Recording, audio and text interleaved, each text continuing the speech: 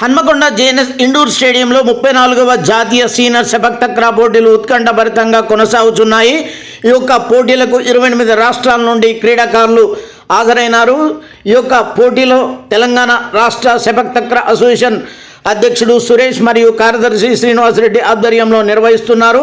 ఈ యొక్క పోటీల కార్యక్రమంలో క్రీడాకారులకు ఎలాంటి అవాంఛనీయ సంఘటనలు సమస్యలు తలెత్తకుండా ఉమ్మడి వరంగల్ జిల్లా కార్యదర్శి జితేందర్తో పాటు వరంగల్ ఆర్గనైజింగ్ సెక్రటరీ ధనరాజ్ మరియు మిత్ర బృందం సంయుక్తంగా పర్యవేక్షణ చేస్తున్నారు. దీనిపై నేట్ న్యూస్కు అందించినటువంటి వివరాలు మీకోసం. సీనియర్ నేషనల్లో తెలంగాణకి డబుల్స్లో సిల్వర్ మెడల్ వచ్చింది.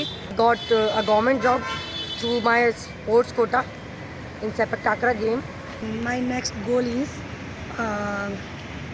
to Asian Games 2026. My name is Nisha and I'm from Delhi sepak takraw team, and we both are participating in this 34th Senior National Sepak Takraw Championship.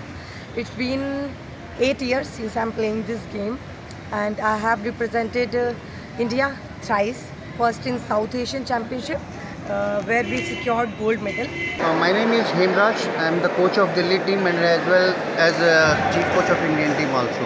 Champion team in men's section Manipur and second Delhi, and women's section SSB Shashamabal and Nagaland state second place. ఈరోజు Jawaharlal Nehru indoor స్టేడియంలో మరి గత 3 రోజుల నుండి ఈ sepak తక్రా tournament national బాగా ఉత్కంఠభరితంగా జరుగుతూ ఉంది.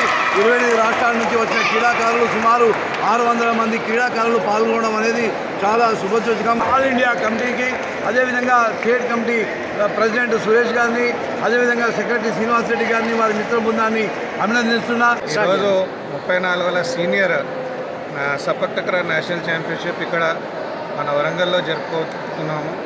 దీనికి 28 రాష్ట్రాల నుంచి mens and womens senior teams participate చేస్తున్నాయి. ముఖ్యంగా ఈ సెపక్ తక్రా అంటే లెగ్ వాలీబాల్, చాలా స్టామినాతోని ఆడే గేమ్. ఇది చాలా పవర్ఫుల్ గేమ్. హైదరాబాద్లో ఒక 10 సార్లు నేషనల్ ఛాంపియన్షిప్ చేశాము, వరల్డ్ కప్ చేశాము. కాకపోతే గ్రామీణ క్రీడాకారులను ప్రోత్సహించడం కోసము ఫస్ట్ టైం నగరాలకు వెళ్ళి వరంగల్కి తీసుకురావడం జరిగింది. నెక్స్ట్ మేము కరీంనగర్, మహబూబ్ నగర్, ఈ విధంగా మన 10 పాత జిల్లాలలో ప్రతి ఒక్కరి దగ్గర, అంటే మేము కోరుకునేది ఏంటంటే ఎక్కడైతే టాలెంట్ ఉన్న పిల్లలు ఉంటారో వాళ్ళకి కోచింగ్ సదుపాయము. ఇప్పుడు సమ్మర్ క్యాంప్ అతి త్వరలో పెట్టబోతున్నాము. అక్కడ 50 మంది పిల్లల్ని ఒక్కో క్యాంప్లో మేము తీసుకోవడం జరుగుతుంది.